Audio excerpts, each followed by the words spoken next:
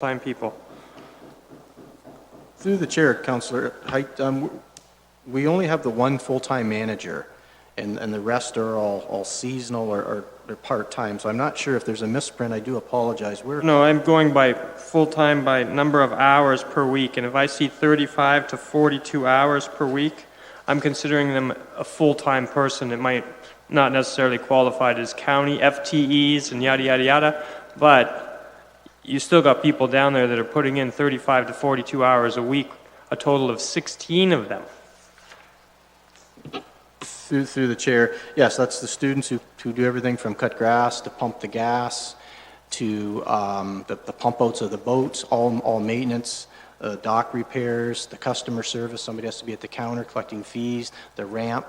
That's a full-service marina. And have you looked at outsourcing cutting of the grass, considering we do that everywhere else in the county? Through the chair, I don't believe we have it at this point. Maybe that's the route we need to go. Okay. County Manager, you want to reply?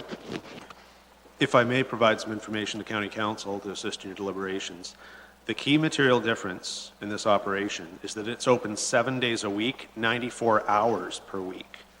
And we have one manager there who's there in theory for 35 hours per week.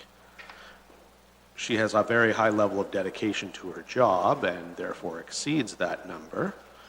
But the critical thing is to have in this case, temporary, but at least someone there who's not a student throughout those other hours when the only full-time staff member who happens to be management cannot be present, because obviously 94 hours a week is not possible or reasonable or proper. So we're looking at coverage for hours when the manager is not there. And we can't change the 94-hour-a-week business model. That is what the demand is for a marina. It brings in more than $4 million a year in revenue. The profits are 500,000, 600,000 a year? Sorry, I'm new. But more than $500,000. We're asking for 10,000 extra to help keep the lights on during the prime season, during the hours when the manager can't be there. That is the scope of the ask, and at the moment, the reason for it. We will, in the event, whether you pass this or not, we'll bring back a subsequent report, particularly in light of having an advisory committee in the late fall or early winter, 6-7 months from now, either way. Okay. Mayor Luke, and then Brunton. Do you have a motion on the floor? No, I don't. I would like to move the recommendations in this report. Okay, And may I speak to it? go ahead. Well, I don't quite understand the concern here, Mr. Chair. Here's a $1.2 million operation that, after expenses are paid each year, roughly $450,000. I'm going to use the word profit because that's what it is. The cost to rental by the users of this marina far exceed the cost to operate it. So every year on an average, $200,000 goes into the reserve of the marina, and another approximately $250,000 goes on our tax levy. Here we have a marina, as somebody mentioned, operates in its peak time very shortly. We'll be operating 98 hours per week, 7 days a week, 98 hours.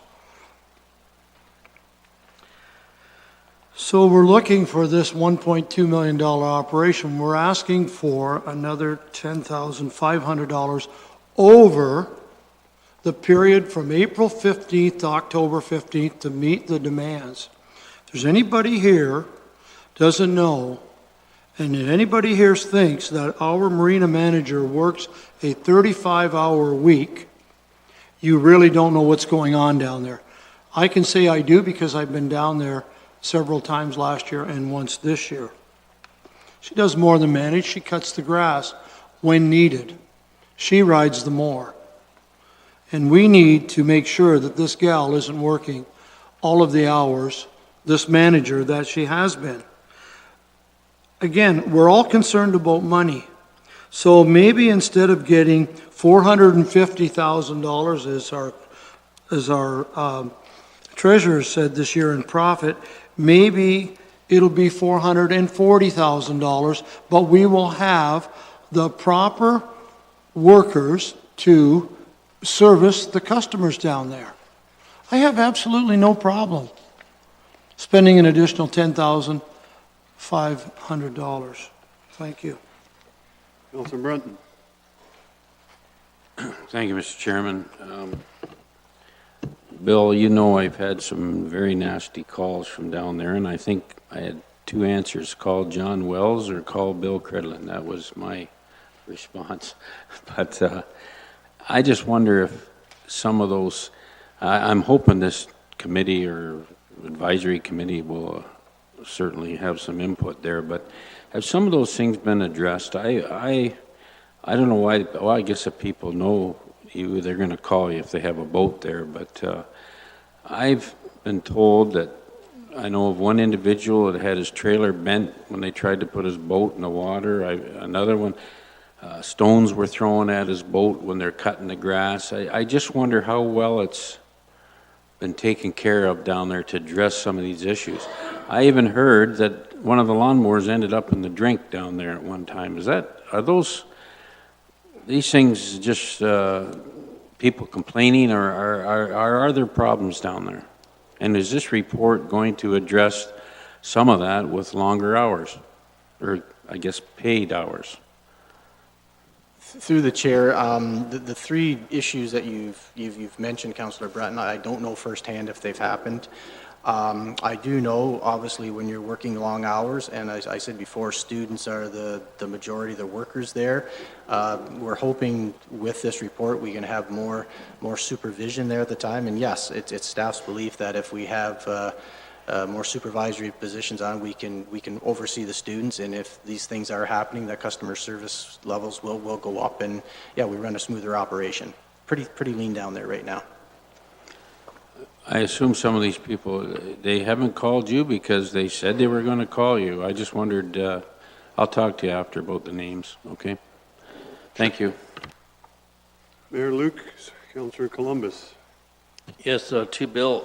Bill, are we at full capacity down there with slip rental and all the other activities that normally happen? Through the chair, yes, we are. There's a waiting list that is not now because people went to other marinas, and we'll get later, August, September, people do book up, and by the fall, we usually have a waiting list of boats. So we're maxed out, thanks. That is correct. No further questions. Mayor Luke has moved that staff report CSD 17-19 Port Dover Harbor Marina Staffing Resources be received, and that council recognize the need to increase staffing resources to respond to the demands of the Port Dover Harbor Marina, and further that council support a temporary increase of 300 hours for the staffing of an additional part-time operations coordinator for the remainder of 2017, and further that council approve the budget amendment of $10,500 for salaries and benefits for the additional part-time operations coordinator. All those in favor? Councillor Wells, did you want to talk about this? I just wanted to say I'm going to surprise my fellow councillors that I'll be voting in favor of this particular motion, and the reason for this is very simple. This is a money-making marina, and so all we are doing is investing to get a better result for our customers. All those in favor? That is carried. Moving on to Talbot Gardens seating repairs, a budget amendment, 17-17. Through the chair, yes, I will be brief again. As council knows, in February, we had an in-camera session with councillors, and after a review of the bleacher seating in Talbot Gardens, we got some bad news that the structures were weakened and concrete was decayed. So since that time, we've had the engineer back. Staff recognized that having that arena as only a practice arena has issues for the community. And we've been able to come up with a couple ideas working with the engineer on shoring some sections as well. The top walk pathway section, I'll call it, has been deemed safe. I know this was talked about before, and we figured it was, but we didn't know how we could block it off and only have people standing. So with the top open, and I'm hoping that you each received the diagram I have here, and the sections are color-coded where we could do some pretty low-cost shoring. Staff feel that we can get this seating capacity up to 400 minimum, maybe more, for $90,000. That $90,000 also will cover barriers around the areas that we can open. And one big thing that is, I call it a dark horse in this, is some of the work has to be done in confined spaces. So we're working with the Ministry of Labor, and I hope to have an answer on that tonight. We don't. If these are deemed confined spaces, the cost goes up because we have to have monitoring and extra people on site. And if not, that cost will be reduced. Also in that cost, we talk about destructive coring or destructive testing, which is a little scary. Basically, it's a core, and what the engineer wants to do is core into the top 4 inches of that concrete, because we have been unable to find any diagrams from previous constructions. If that is a pre-steshed concrete, the engineer thinks we're in a lot better shape. If it isn't, then we're right back to where we were, but we do need that testing. So the $90,000 is for the shoring, the testing, and the barrier. And with that, I don't like writing reports, but we will bring another report back to council with that information. And at that time, we can look at possible lower cost backfills for the areas we can't get now to gain even more seating. But all we're asking now is for a bit of a Band-Aid to get approximately 400 people into this, and we feel we can have the work done by middle of September, the time the ice goes in. And with that, I'll turn it over for questions. Okay, my list, Sonnenberg, Wells, Black, and Mayor Luke. Thank you, Mr. Chair. Through you to Bill. Bill, by shoring, you mean posts? That is correct. Posts, beams with a plate. Yes. Okay. Why would shoring may be deemed not viable? To me, posts, there's posts right there. Greco-Roman architecture has been around for thousands of years. Posts hold things up. Why would it not be viable? Through the chair, there are sections where it's viable. We have a concrete floor, and the engineer is quite confident that with a pad, he'll get a support. Under some of these cavities, it's very soft, it's wet. That's why the concrete or the rebar eroded. That's what bothers him. He doesn't think we'll be able to successfully post and beam, if that's what you call it, support shoring there, because there's no footing below. Okay. All right. Thank you. Councillor Wells. Thank you, Mr. Chair. Mr. Chair, just a question to Bill. I see point number 3, you mentioned $90,000. That's for the bleacher, barrier, and destructive testing. I'm all right with that. Then I look down at item number 5, estimated cost and method of backfilling. Is it $90,000 going to look after this whole thing, or are we looking at $90,000 plus? I wasn't quite sure. Yeah, through the chair, maybe it is written confusing. The 90,000 will shore where we can, the posts, beam, and we'll provide the barrier and the destructive testing. If we backfill, that will be the next report, and we will have an itemized costing at that time. So just it wouldn't come as any surprise. If there's more work that needs done after that, there'll be another report and it'll be an extra cost. And then, exactly. Councillor Black. Thank you, Mr. Chairman. Through you to Bill. I guess we got two things going on here. Correct me if I'm wrong here. I've got a facility that all of a sudden it needed some work. So we're addressing that, and I'm thinking it's a temporary situation because we also have this other thing going on where we've hired a consultant, and the consultant is to review Talbot Gardens and the rec center and the senior center and your own administration building. So am I right so far? Through the chair, you're correct. Okay. So, your second report, would it be tied in with the consultant's report? Through the chair, in an ideal world, it could be. I think what our second report will be, when we talk about backfilling in the original report, if I can go back, that was coming through the floor, which we would have did damage to the floor, the boards. Maybe one part I forgot is we figure some of the backfilling now and looking at the drawings can be done from the outside, so any of the damage won't be done inside, but the engineer still needs to have the destructive testing on that topping before he's confident in his recommendation.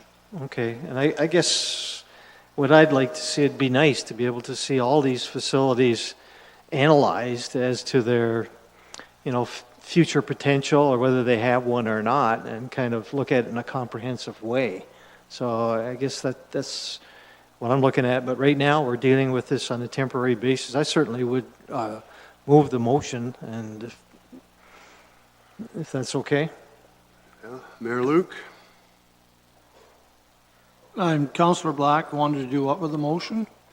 He has moved the motion on the Talbot Garden seating repair. I'm fine with that. You're fine with that? You don't want to talk to, I thought you wanted to talk to. I had a question, but I can always ask the question You with can your ask the permission question right now. when Councillor Black is done. Yeah. To do, I've in support of the staff recommendation, and would like to move the recommendation. You're on. Thank you. Yeah, I was deep in thought here with the diagram when you were I got- making the motion. I You're next. didn't hear the word moving it, so I apologize for that. I was trying to do both. Question 3 to Mr. Cridlin. First of all, Mr. Cridlin, I was rather surprised at the $90,000 figure. I would assume a good portion of that is this destructive testing that, this is the first I've heard of that, but I'm okay with it. Is a good portion of that 90 the testing? Through the chair, yeah, the testing in the confined space entry would make up a good third to maybe half of that. So if we don't need the confined space, Okay. this price drops. Okay, Considerably. and do you, Mr. Chair, if I can ask Ms. Grant, do you have that in front of you? Yes, I do. I have a couple questions for you on it, please, if I may, Mr. Chair.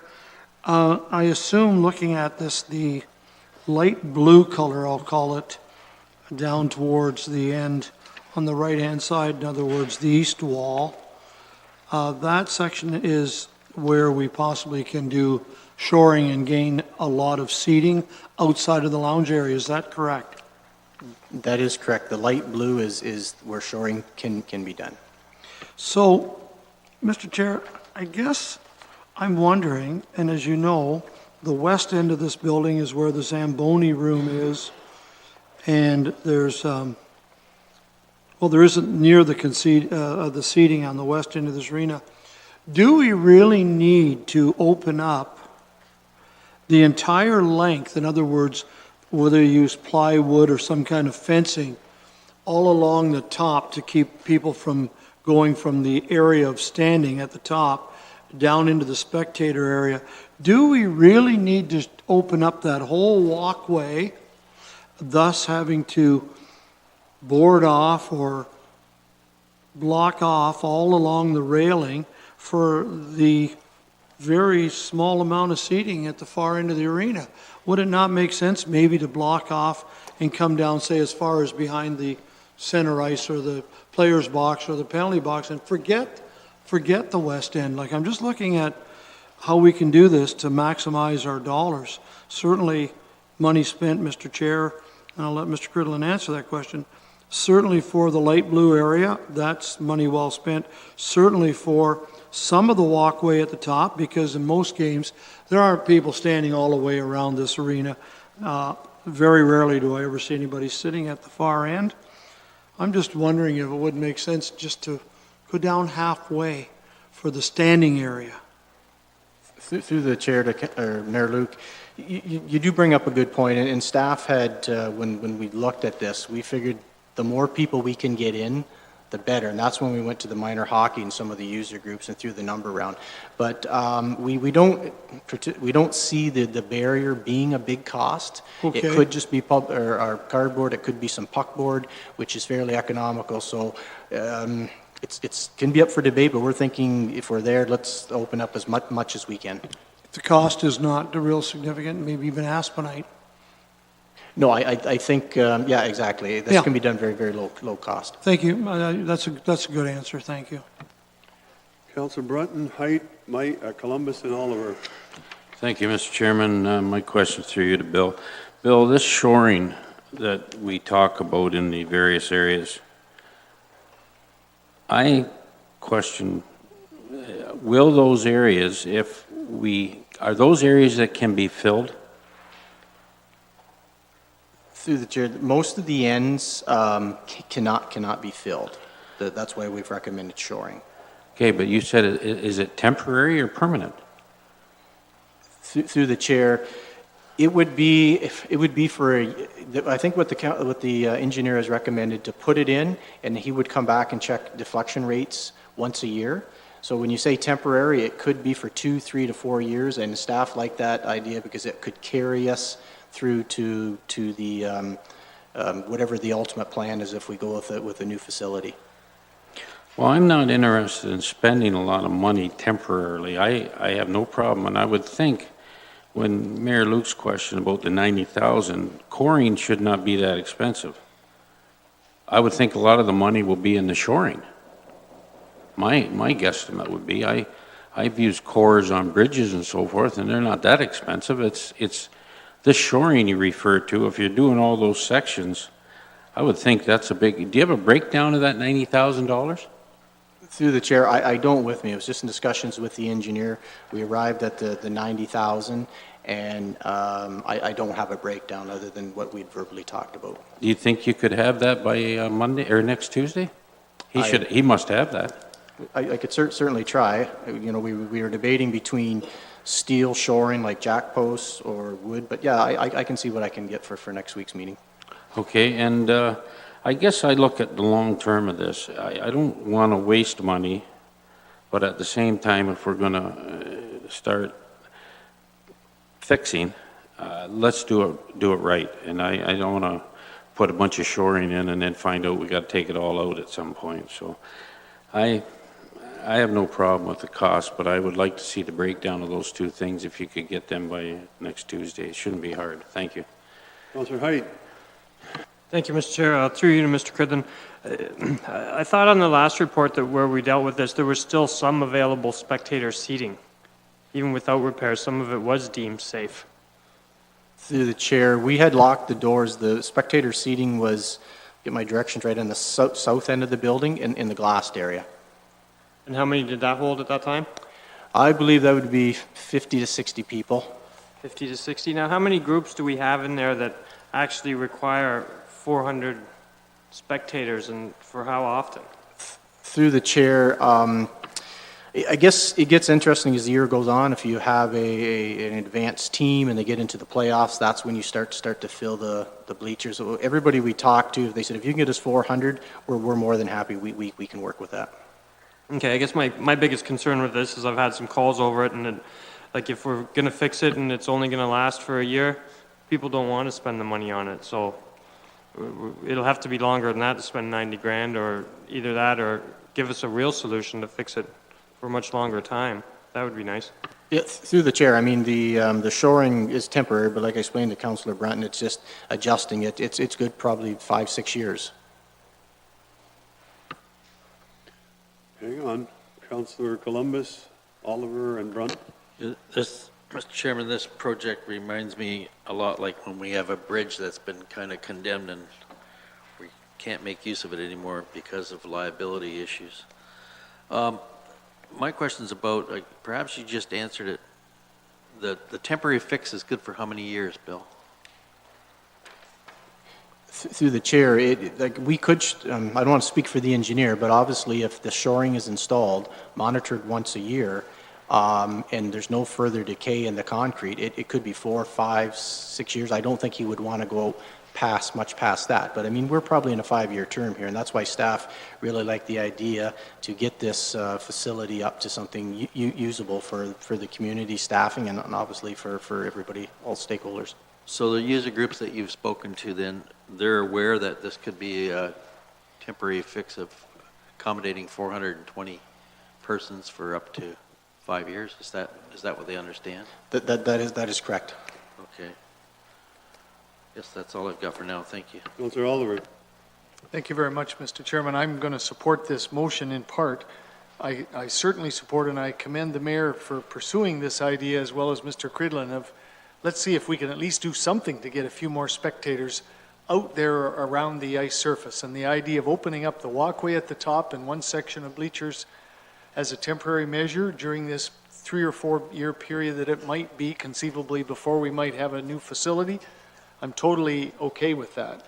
The part that I'm puzzled that we're combining the two is the idea of doing more, as we call it, destructive testing to determine if we could then do more significant repairs, which I suspect would cost back in the hundreds of thousands if you're pumping concrete into those cavities after you've done some destructive testing and so on and so forth. So to me, I at this point in time, until some kind of a decision is made relative to the community hub type facility, either for or against, and at this point we'll wait and see, I don't see the merit, I guess, in spending more money to investigate the possibility of significant repairs at Talbot Gardens. So I don't know whether the two can be separated. Mr. Cridlin, I heard him say a third to a half of that $90,000 may be for the destructive testing component. That's $45,000 that I personally could see putting off for 6 months or a year until we've got some more direction on where we're headed long term. But I realize they're not separated now. I don't know whether they could be separated or whether anybody else around this table would support separating them.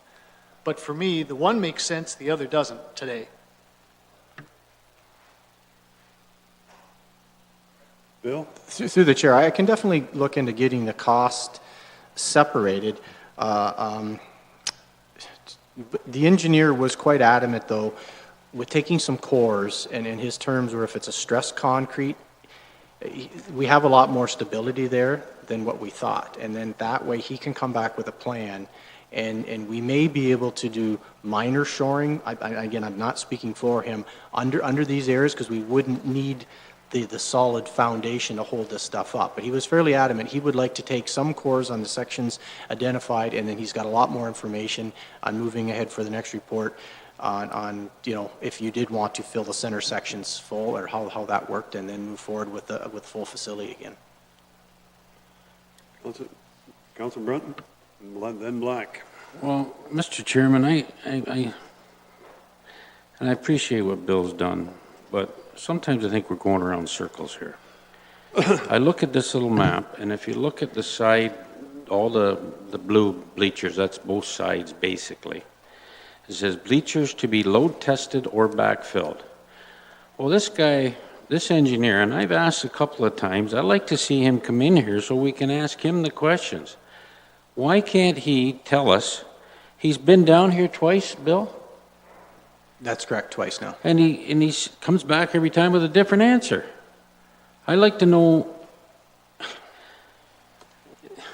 why he can't come in here and tell us, okay, if we core into the seats or from the outside now, God, I mean, we were tearing the arena apart there a while ago. Now we're just, maybe we can fix it a lot cheaper. I talked with East Elgin Concrete out of Tilsonburg, pump concrete day in, day out, and I don't see why we can't bring that engineer in here and have a chat with him and find out what he thinks we should do. He just keeps, well, we might be able to do this, we might be able to do that. I feel we're going in circles at times. Why can't we have him in here and ask him some questions? Thank you. Through the chair, I think I can help with that a bit. When he did his initial inspection, he did exactly what he was told. We brought the pictures in. It didn't look good for public safety. We shut it down. With looking at it and the master plan, and we're knowing we're years off, we brought him back, and it was staff's recommendation to him, how can we get some seating in here? Because the numbers he threw for repairs before were included in reports. Some numbers were big. They meant coming in, changing the floor, changing the boards. Staff, maybe mistakenly, didn't think that was in flavor or that's the way we want it to go. Staff took it as, how can you get us some limited seatings? He mentioned the shoring here. And then he said, let me do a little destructive testing, and then I can come back with another report on what kind of concrete and how we're going to go inside. We've looked at the outside. So I'm saying maybe it's with staff with the information that we've asked him for, but at the same time, we haven't had a lot of direction from council, and it's not council's fault. It's just the way that this is unfolded with the bigger plan out there. So I'm not sure if that helps answer it, but the engineer's doing what staff have asked him for. Councilor Black, did you get your answer? Go ahead. Okay, thank you, Mr. Chairman. And Councillor Oliver has raised a very good point, and this made me think a little bit more. My line of questioning at the beginning, asking Bill, because we do have two things going on here, and then this is temporary, what we're doing, but we're mixing something else in with a longer-term thing. And we still don't really know what the longer-term thing is going to be. You know, will it be, will that facility be viable? Will it, we have something totally different, and we don't need that anymore. But I still think we need to have this information, the destructive testing, so we have enough information, you know, when the full report comes to make a decision on the viability of that arena right now, today. Maybe this, based on this information, destructive testing, it could suggest that, yes, there is more life in Talbot Gardens. Or it may come back and say something different. But at least we'll have that information to know and to plug it into the bigger report. So I think it is valuable and needed information now. So I'm going to leave my motion as is. Okay. I have a motion moved by Councillor Black. The report CSD 17-17, Talbot Gardens seating repair be received, and that council authorize CDS staff to be exempt from the purchase policy in order to complete the shoring and barrier installation by September 15th, 2017. And further, that council authorize CDS staff to proceed with a temporary shoring of identified bleachers sections, the installation of bleacher barrier and constructive testing at an estimated cost of $90,000, and further that the approved 2017 capital budget be amended to include $90,000 for the Talbot Gardens seating repair, with funding to be provided from the General Building Reserve, and further that council authorize CDS staff to submit a further staff report in August of 2017 on the results of the constructive testing and an estimated cost and method of backfilling the identified bleachers section for council's consideration.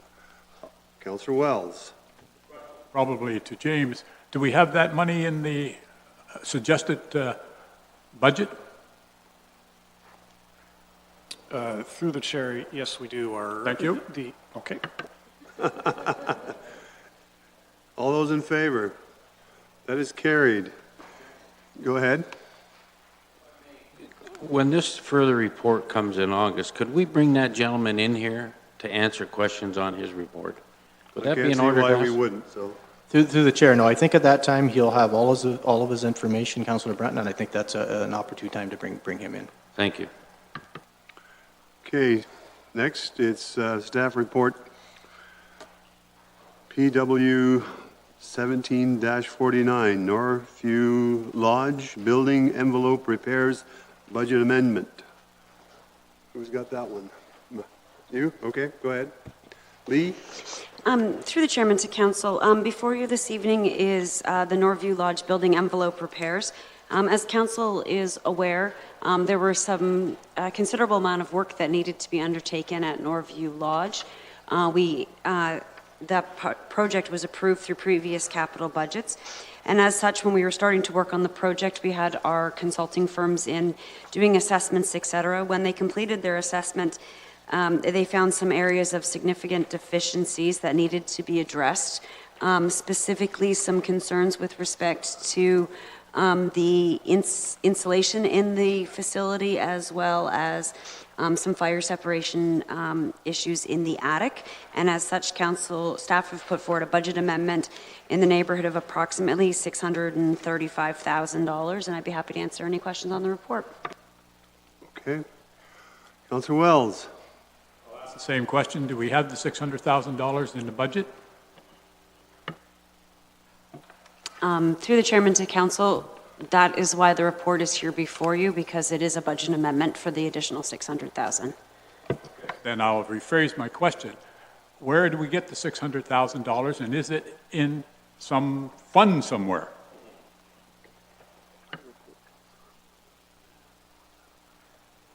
Through the chair, that would be funded from the general building reserve, and the 10-year forecast does have a surplus in it.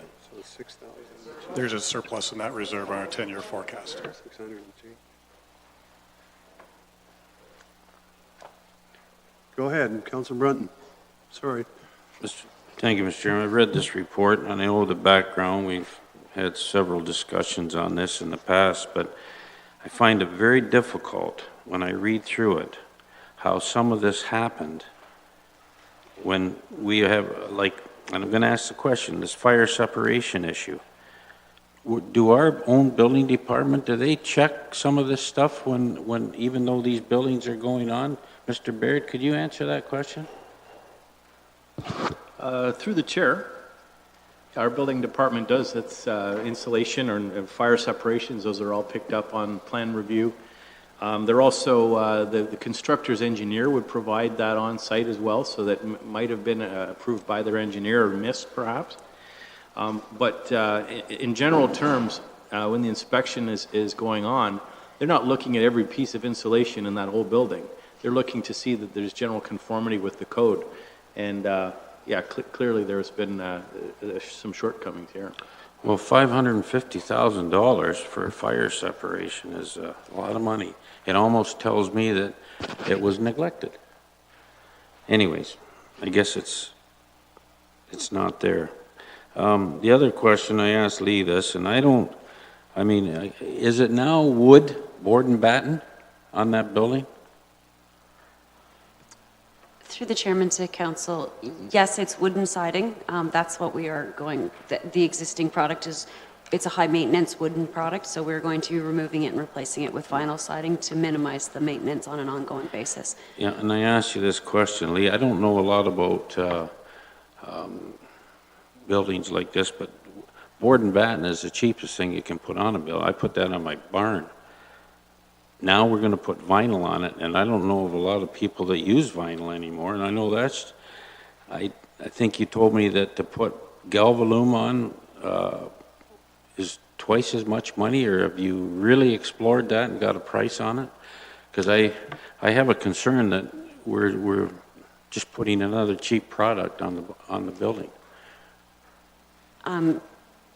Through the chairman to council, when we investigate products to be placed on the buildings, we do life cycle costing, so there may be more or less at the initial cost, but at the end of it, the vinyl siding is the best, I'm going to, for lack of a better phrase, the best bang for the buck for what we're doing.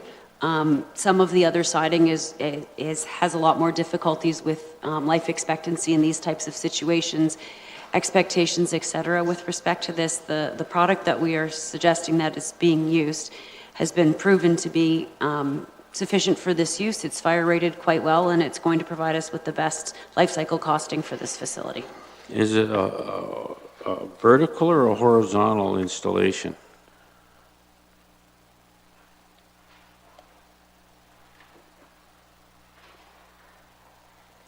Through the chairman to council, it is, right now it's a combination of different types. So some of it is vertical board and batten, some of it is horizontal wooden siding. So it will be replaced with similar types of products. So some of it will be horizontal and some of it will be vertical, depending on where it is. And that was done for the aesthetic reasons for the building. So it's going to be a board and batten vinyl? It's going to be a combination of different products, different vinyl products on the building to provide the different sort of aspects and the different looks to it. They certainly make a board and batten product out of vinyl as well as a horizontal siding out of vinyl as well. Well, Mr. Chairman, I can certainly support the fire separation problem, but as far as the siding on the building, I'd be, if we're going to do it, I'm prepared to suggest we don't monkey around or waste our money and put on a higher quality product and get it over with. That place is going to be there for a long time. Vinyl today, I'm not sure. I don't think a lot of people even use a vinyl product anymore. Galvalume seems to be put up all over the place that I'm aware of, but I'll leave it at that. Thank you. Councillor Columbus. Yes, Mr. Chairman, my question too is whether it was vertical vinyl or horizontal, because I think the vertical would look much better on a building like that.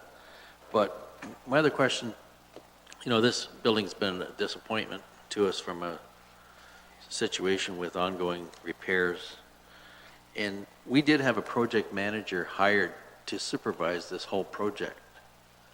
And Sorry, I just wanted to remind council that there was a settlement reached with this and that we're not permitted to discuss it. I apologize for cutting you off. I'm not sure where you're going, but before you went somewhere that we couldn't recover from, I just wanted to remind you that through that settlement, we're not allowed to discuss any of that sorts of things, especially in open session. okay, I'll just say that it's disappointing.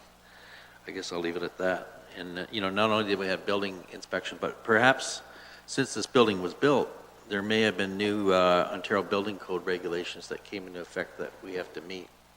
And maybe that's why the fire separation is not adequate today compared to what it was back then. Through the chairman to council, we did ask our consultant to actually review the separation. They didn't compare it to the building code requirements of today. They compared them to the building code requirements required at the time of construction. So we did take that into consideration, because obviously staff were looking for ways to not need to come forward requesting this kind of money. Sonnenberg, Mayor Luke, Oliver, and Height. Thank you, Mr. Chair. I hope she can answer this. Maybe she can't. Lee, is the wood construction, is it the material itself that's deteriorating, or is it poor installation? The siding.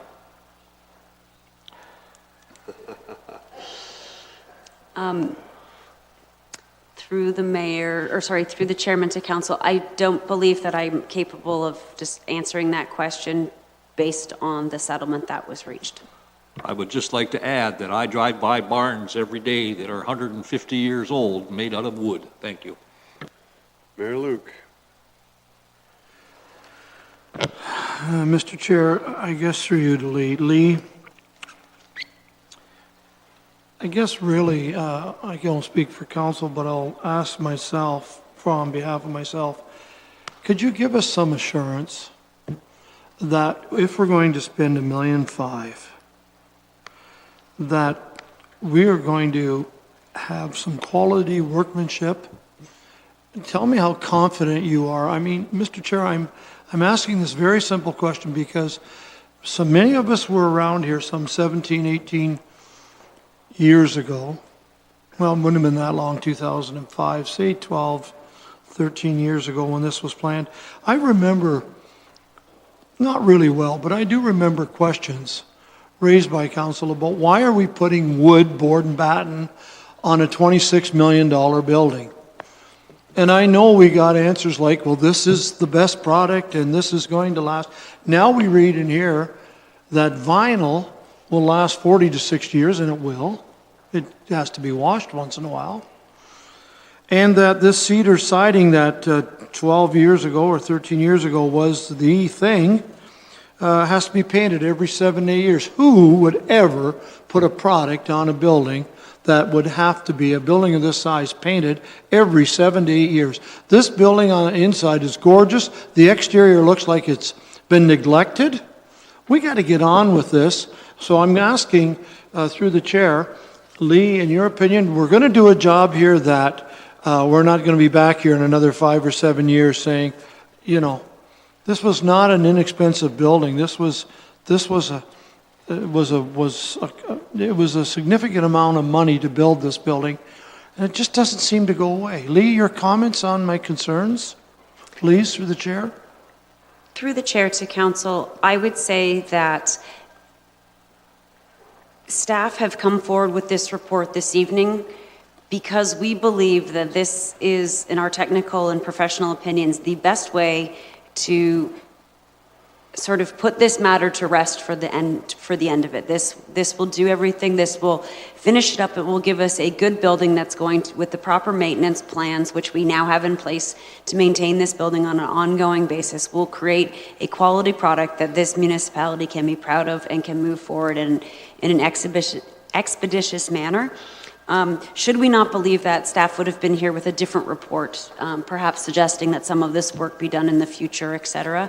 As a result, this is what we feel will be the final one to ensure that from now on we'll just be doing routine maintenance on this building and that we will have a quality end product that we can all be proud of. Mr. Chair, do you have a motion yet? No, I don't.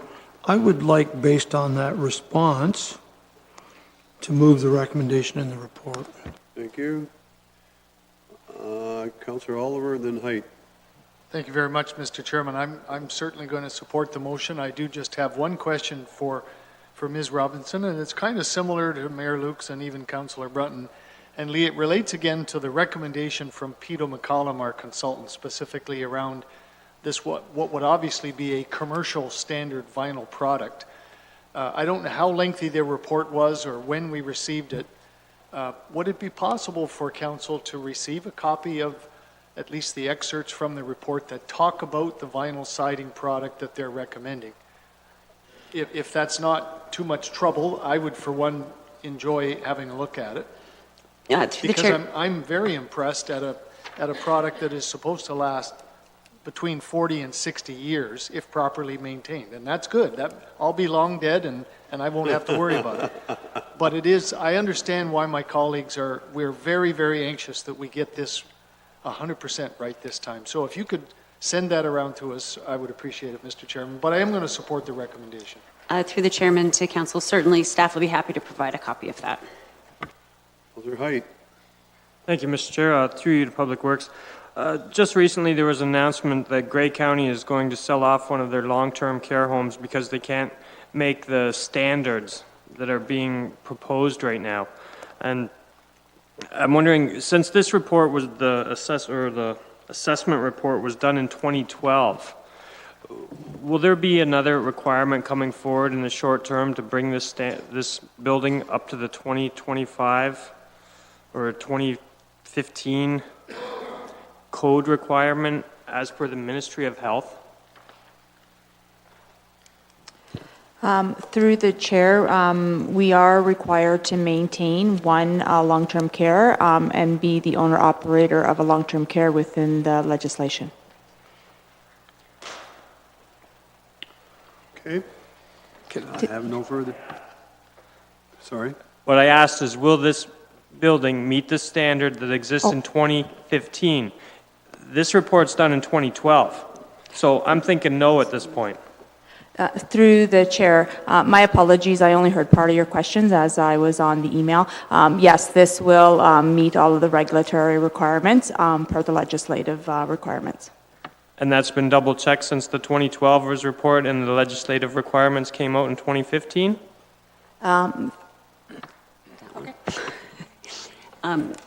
Through the chairman to council, the original report was done in 2012. PETO did a new report in 2017, so it was compared against the 2015 requirements.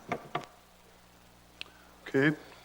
Mayor Luke has moved that staff report PW 17-49 Norview Lodge building envelope repairs be received as information, and that the additional building repairs identified in the report be approved for completion in 2017-2018, and further that the approved 2017 capital budget for the building envelope repairs Norview Lodge project be amended from $907,000 to $1,536,000, with funding to be provided from the general building reserve in the amount of $1,536,000. All those in favor? That is carried.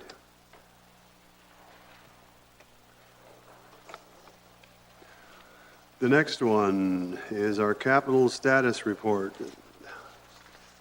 Who's got that one? You? Okay. All right. Through the chair, I'm going to let Kathy LaPlante introduce this report, as she is the true author of that report. Thank you. Okay, thank you. Thank you, Mr. Chairman. I believe last week at Council, James actually did an overview of this report, and it was deferred for a week or two. So I won't take a lot of your time. This report is basically an annual report that we present to Council prior to the financial statements. It deals with the status of capital projects as of December 31st, 2016. Some projects are going to be remaining open, some closed, some canceled, and the ones that are canceled are for various reasons. They're either no longer needed or the projects were rebudgeted in future years. The report is seeking Council's approval to close all completed projects, and if the project exceeded the approved budget, a recommendation for funding has been requested and proposed. As a quick overview, I believe James also went through the details of the numbers and the number of projects that are open. That's outlined on Table 2. I won't specifically speak to the numbers themselves again, but I just wanted, maybe for some good news, the projects that we're closing this year that are within budget, and we have a savings of approximately $4.6 million. And the recommended projects to be closed that are over budget is only $588,000. So there we do have a surplus in that area. Just as a note too, for this project, for this report, sorry, normally we didn't provide Council with any type of status of the projects. There was no clarification of where the projects were at. We've now included that for all open projects, so hopefully that's helped Council in their review of the projects. The other item I wanted to bring to Council's attention, which is good news, we are planning to do a report as of the end of June and present it sometime in August related to the status of projects up until June 30th, 2016. So that'll include all the projects that Council approved also in 2017, plus any projects that have remained open as of this year-end report. So at this time, if Council has any general questions, I'd be happy to respond. However, if questions are related to a specific project, they should be directed to the staff from various departments as they are responsible for the actual project completion. Thank you. Mr. Height? Thank you, Mr. Chair. I have a few on this list that I'd like to go over, and the first one is item number 4. It's the CRM customer service Phase 1 package from 2014 in the amount of $200,000. There are no pages on your... Yeah, okay, yeah, 1 of 33. Okay, number 4, anyway, the $200,000 ticket item. It says the CRM, which is a customer service strategy report. By the end of the second quarter, there's supposed to be a report coming. It's been years. This was approved in 2014. Is it necessary? Sorry?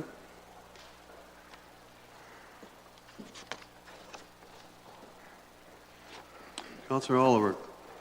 Mr. Chair, I could maybe make an attempt on that one. I see Candy Webb is not here right now, but I know myself and I think Mayor Luke sit on the Customer Service Committee, which has been reviewing everything over the past year and a half that other neighboring municipalities do, everything right up to and including the possibility of, of a new call response system for incoming calls and so on. So I think it is still ongoing. I recall there are going to be some recommendations coming, I think, before the end of this year as to any new initiatives under the customer service strategy. So for what I know, and it's not much, I think it is worth leaving it in here because there is still something to be coming from this, I believe. Okay, I appreciate that. I do know that there's a need. I'm just wondering why it's taken years to get moving. All right, and if it's taken that many years, maybe we don't need it. But just putting that out there now. My next one is 18, Hang on, and that's the county manager says that he can explain that one. Which? You got your answer? The CRM customer service phase 1? I got my answer. I'm good with that. Okay. But, my next one's number 18, replace the existing financial system. Sorry, I missed that. Can you say that? Sorry? Number 18? Number 18, yeah, it's just... Thank you, I got it. I thought these look very familiar to the numbers from last year.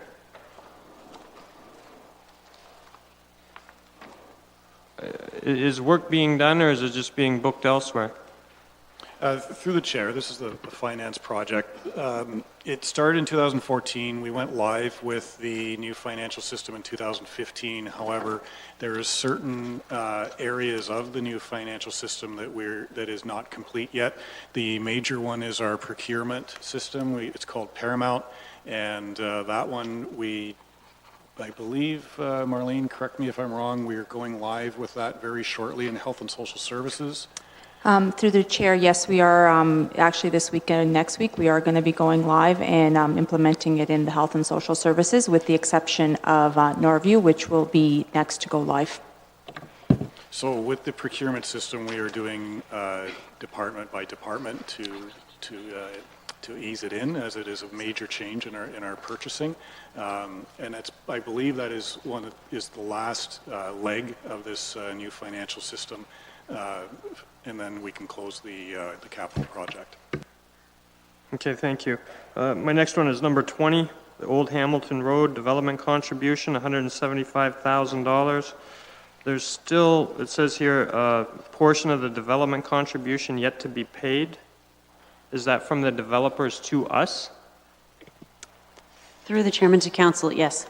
And what steps are we taking to collect said money? I will turn to that. I believe that it had to do with when they brought different phases on, but I will let Chris Baird speak to the remainder of when they're following up with that. Right below it too, there's the Dream Villas development contribution. It says the developer's portion is not yet spent.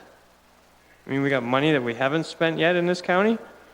Through the chair, in that example, the developer went bankrupt, and so they'd never fulfilled their obligation.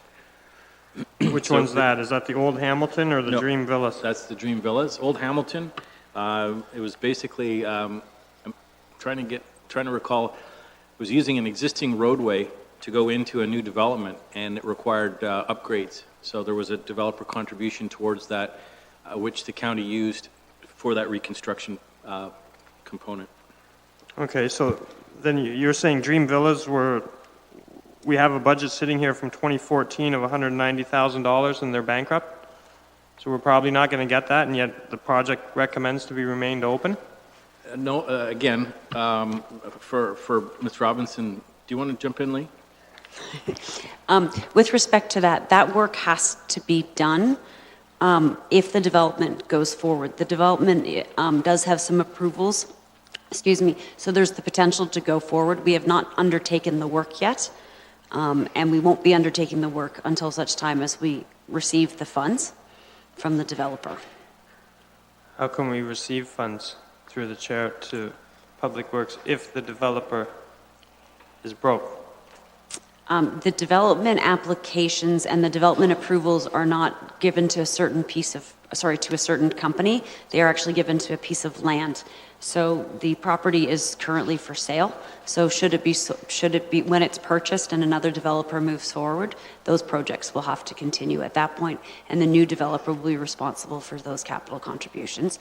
But Public Works is not undertaking the work until such time as we receive the funds. Okay, so now I'm more confused. If it never sells, it just sits on the books, on Norfolk County's books forever and ever? Yes, but the funding for it is not coming out of any of the tax levy. It's just a project where the funding is coming from the development community, but it does sit because it's associated with the approvals for the land. Okay. And then I guess my next one is jumping down to number 43, the biosolids storage and treatment. This is from year 2011. It was an $8.5 million project, of which we spent roughly $80,000. And yet the project is underway. We're moving right along. Through the chairman to council, we actually, as previously reported to council, when we started the integrated sustainable master plan, the project was put on hold to actually determine what the appropriate needs were. It was part of the integrated sustainable master plan, and there are recommendations that have come out of that.